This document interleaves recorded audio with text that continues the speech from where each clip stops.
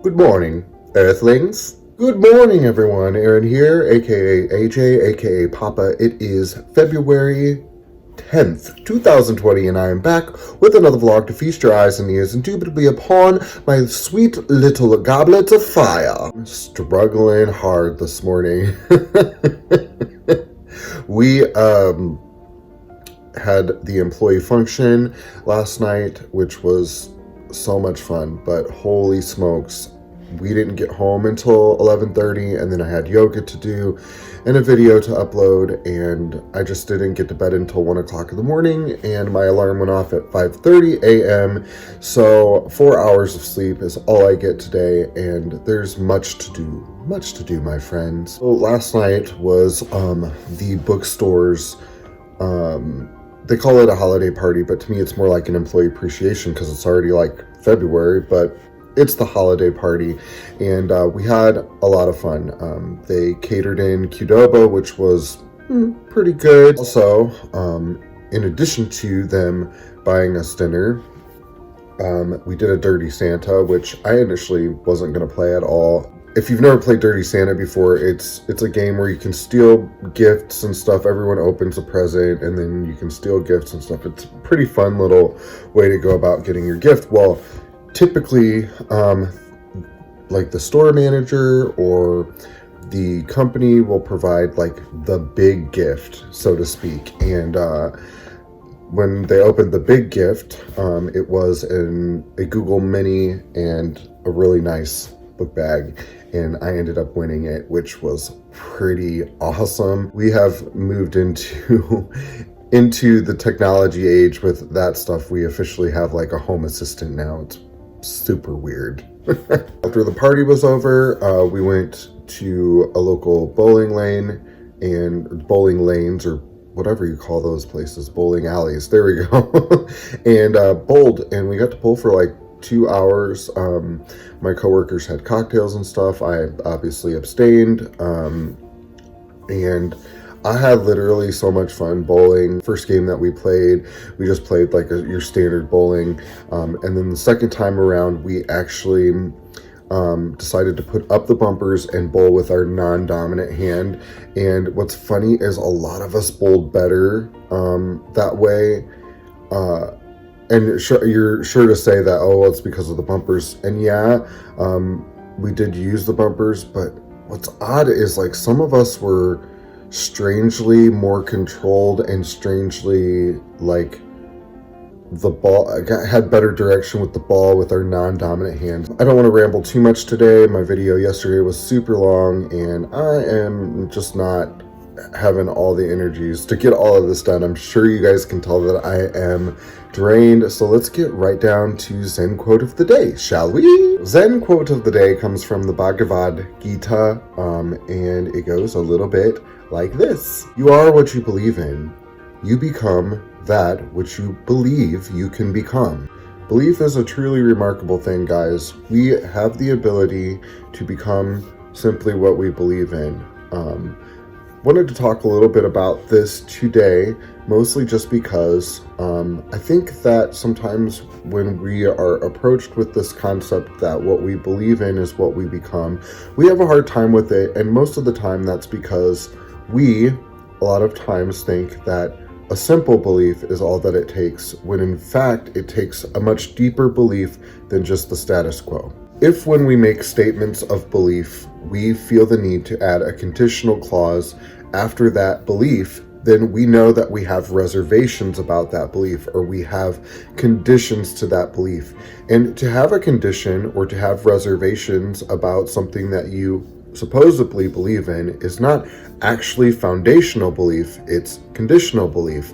And in order for us to really manifest what it is that we want to become, or who we want to be, or the things that we want to see in our life, we need to have a foundational belief as opposed to a conditional belief system about what it is that we want to see. In order for you to see what it is that you want and to have what it is that you want and become who you want to become, you need to believe it so intrinsically within yourself that you feel no need for conditional statements. You feel no need to second guess yourself. You know within the deepest parts of your spirit that it is what you are, what you should be, and what you will be, regardless of any sort of contrast or any sort of conflict or any sort of challenges that might need to be overcome. You find it within yourself to believe something so foundationally, so intrinsically, so strongly within yourself that nothing can shake your belief. It truly is absolutely magic. It's astounding what the universe will do or what kind of challenges it will move. It's amazing what kind of opportunities will arise when you believe something so strongly that nothing can shake your resolve when it comes to the subject matter.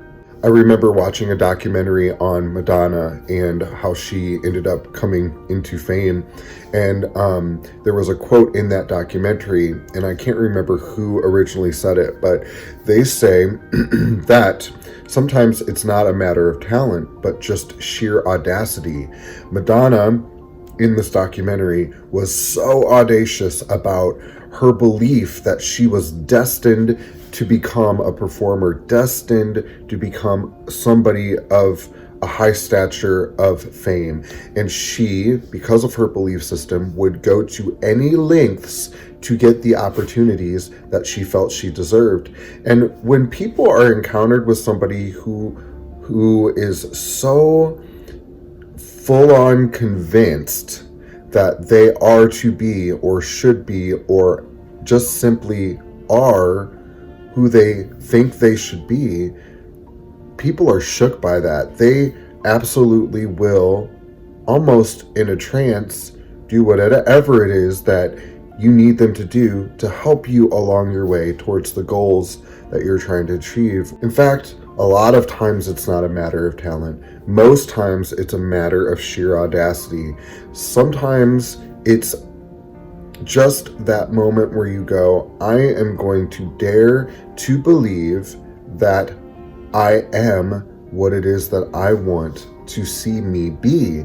And when we get to a point where we believe it foundationally within ourselves, we see the universe and our surroundings and our environment shift to make it true. Just like anything else, guys, belief is work. Faith is work. You know, having the emotional environment within yourself to manifest things is work. It takes a lot of motivation. It takes a lot of just paying close attention to what's going on inside of you for you to monitor things in a way that will allow the universe to bring into your pathway everything that it is that you're hoping to get your hands on. We have become in society now, in today's day and age, we have become so complacent and so unwilling to do anything within ourselves to get what we want. We would love to have everything brought to us and handed to us with no internal work whatsoever. And listen, I'm the same exact way. If I could just get it handed to me, that would be great. But the reality is we have to handle things in here within ourselves in order to see it without of ourselves. And what's really interesting about the universe is we have to find a level of belief, right? And what's interesting is that sometimes you don't even need to believe that it is. Sometimes it's just enough to believe that it's possible. And, you know, for sure, one thing I can say for sure is if you don't believe it's possible, you for sure will not see it.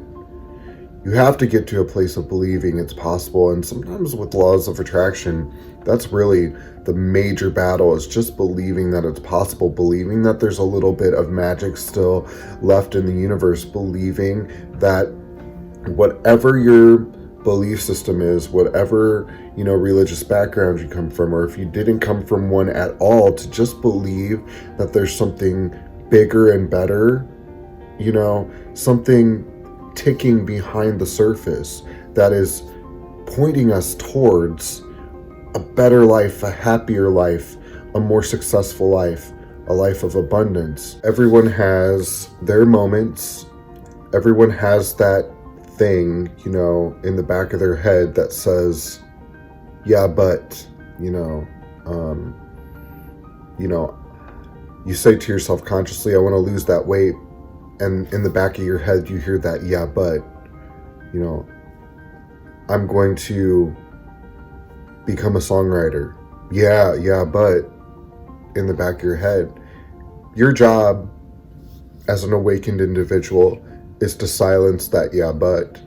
Your job is to listen to everything that little voice says in the back of your head and counter it with 100 reasons why it's absolutely possible and why you believe it just is. And the more that you practice that, the more it will become just part of who you are, to just believe in the face of, conflict or contrast or, challenge. To believe in the face of that is a very powerful thing. And to have foundational belief is so amazing. And it truly is magic. If you can find a way to get yourself to believing it's possible and then stepping forward into believing it just is, you will see everything that it is that you want to see. Life is truly magic in so many abundant, just massively cool ways. It's just all about stepping outside of yourself, believing there's a little magic left in the world, and then feeling good, and I know it sounds hokey, it sounds weird, it sounds sappy, but it really is,